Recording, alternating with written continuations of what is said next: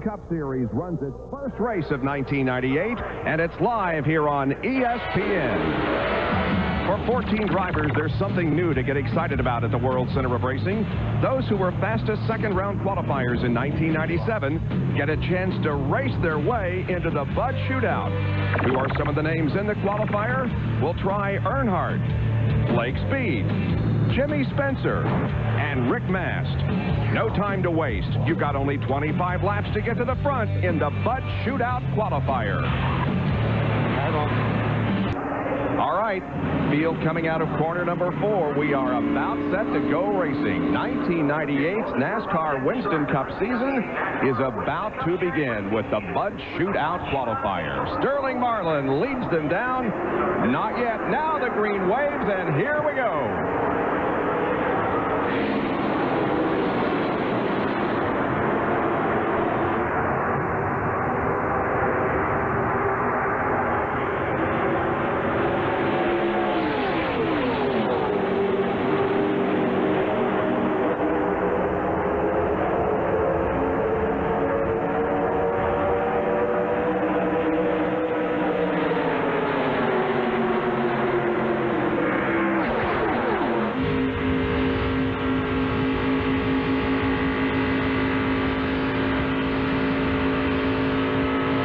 The hot zone with our Tabasco onboard telemetry. Sterling Marlin, 186 through the third and fourth quarters. Here comes the completion of lap number 1.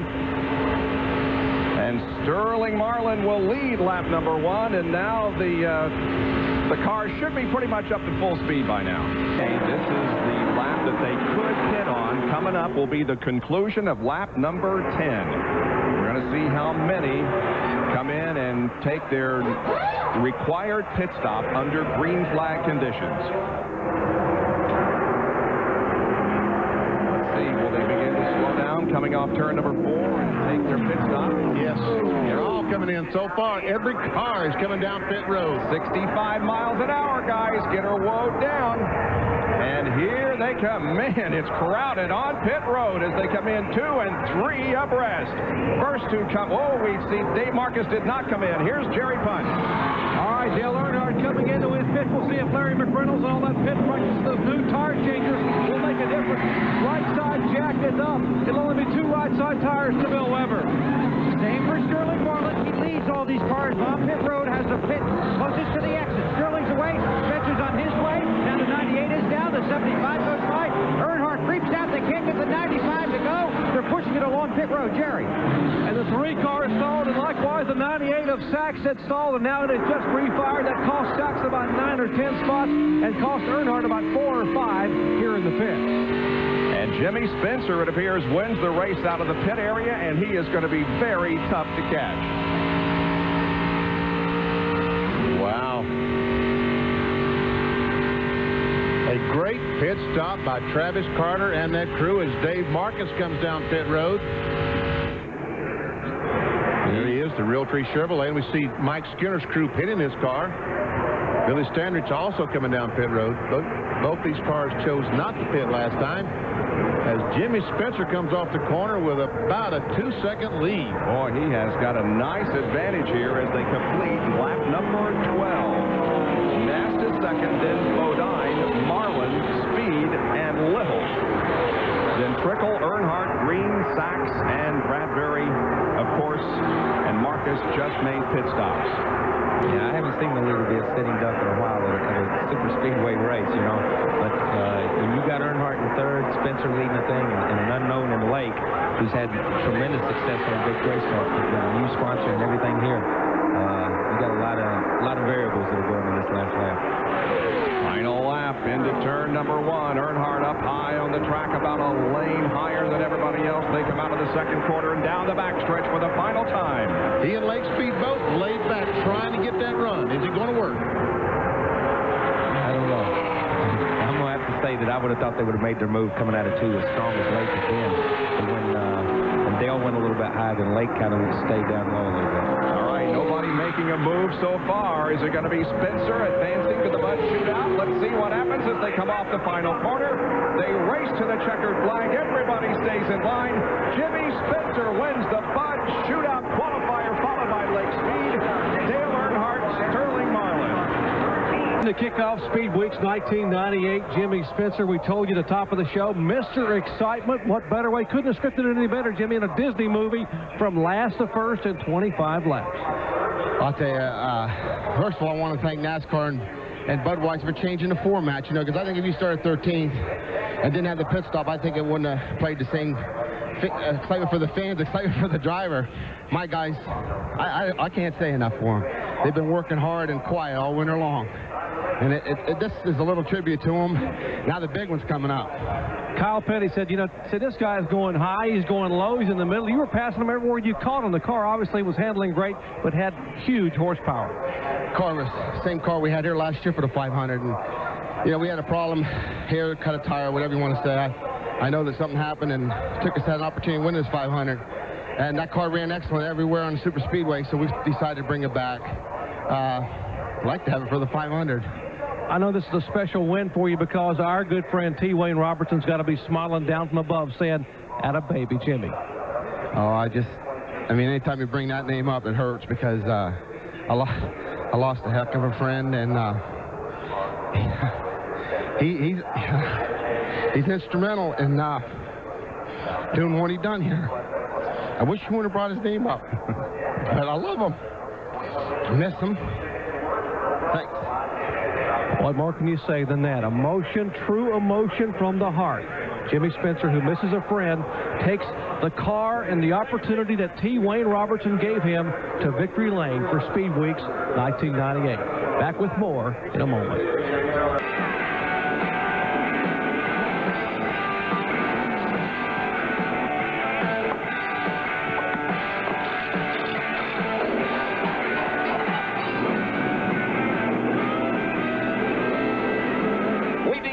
With the Bud Shootout next on CBS. Huge crowd on hand to see it as we officially kick off Speed Weeks 1998. Let's go trackside and get the command. From 9th position. The 8th starter will be Jeff Bodine of Chemung, New York.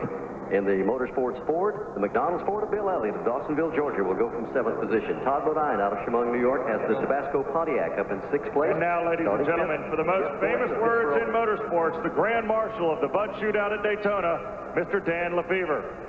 Drivers, start your engines.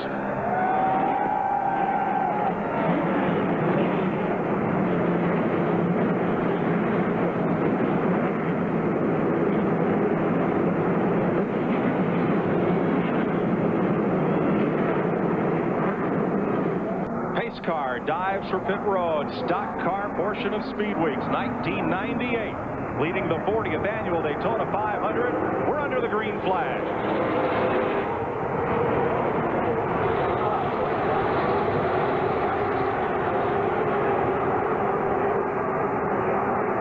We've already getting 3 deep going into turn 1. Mark Martin, unlike he expected, has the lead. Just keep your eye on Jeff Gordon in the 24 there. Drafting is very important. They're side by side right now. You see Mark Martin, he said his car was not quite as fast as some of these. He's going to have trouble holding them back. You can see side by side, though, they are staying back here. When they get single file, they're running down pretty quick. Second on the high side, Kenny Schrader looks for the lead of that black and green 33. He's got it from Mark Martin. Made a great move going into turn 3. Mark Martin was going to stay low. He just drove up on the outside. And back to the start-finish line, Ken Schrader will lead the lap.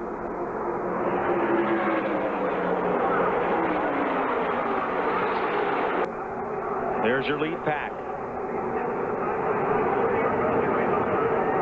And Gordon, will he stay out? No, he jumps out and comes in. It is Gordon. Everybody. 17 cars. Whoa, we have cars in the grass. Well, they can pass until they get to the front edge of pit road.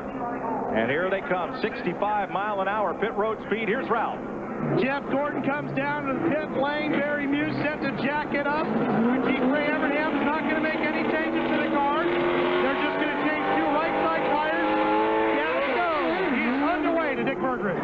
Kenny Schrader is in the pits. His crew chief, Andy Petrie, has got the right front tires changed. But Gordon has beat him out, as have several others. others. Wow. What a land rush, buddy.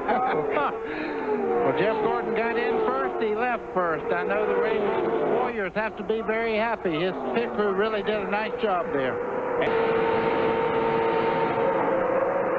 Let's check with Ralph Shaheen.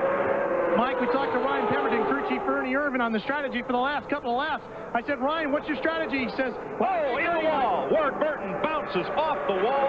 He may have had contact with another car. He's okay. We will probably stay under green as Burton will bring his car down to pit road and out of this event. That is tough to look at. I'll tell you, he was up there with a chance to win and got in, maybe got tagged a little bit and got into the outside wall. Burton in the grass, and caution comes out. First yellow flag of the day. Will lead them around, and they do race back to the caution flag. Ned, I'm not sure that the leaders got it that time around. They did not. So they will come around to the caution to get the lineup for the restart. Ward Burton out of his car. He's okay. And Jeff Gordon into turn 3, 2 car lengths ahead of the field. Burton watches in dismay.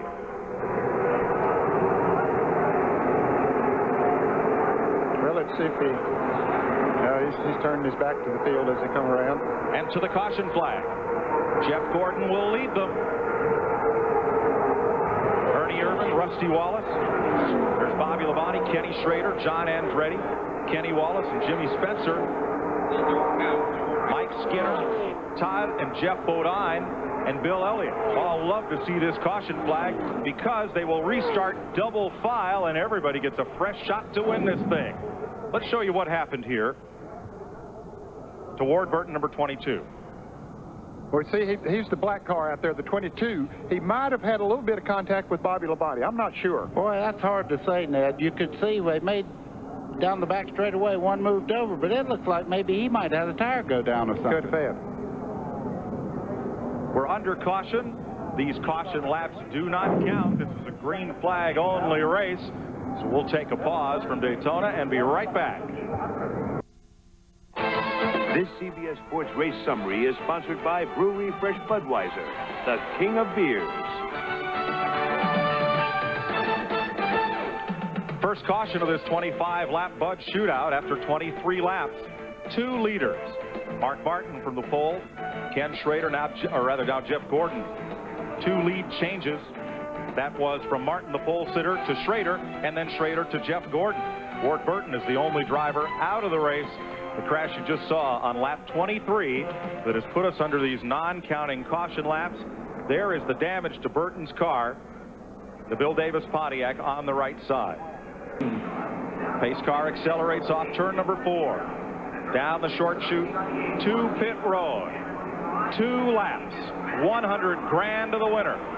Jeff Gordon brings them up to speed. Green flag, and he's got a good restart. Irvin is right with him. Irvin's going to try to stay out there.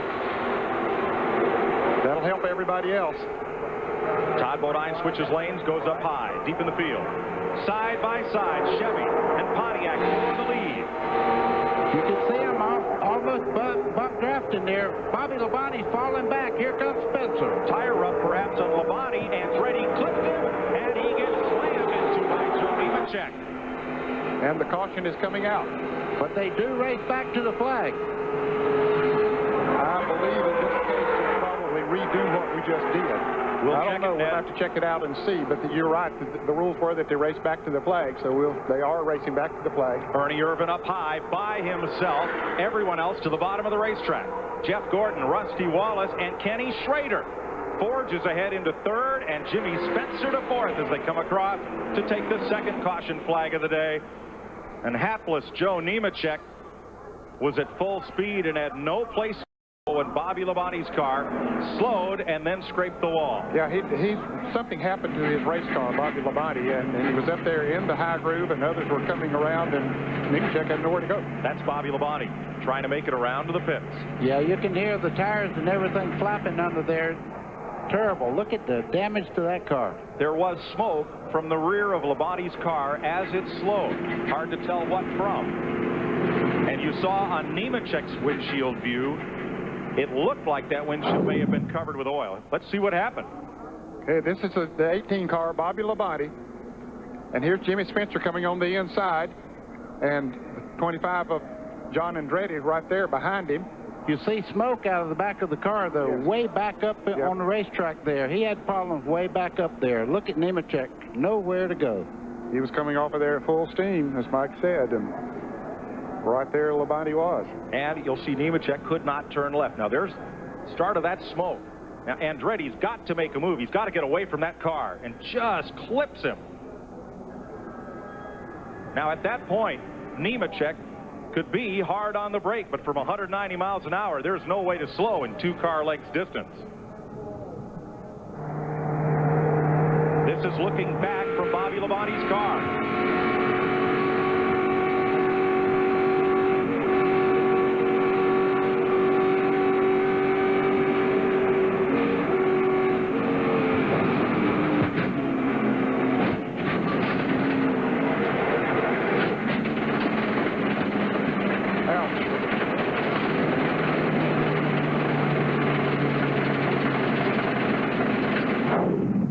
You hear that tire flailing against the fenders.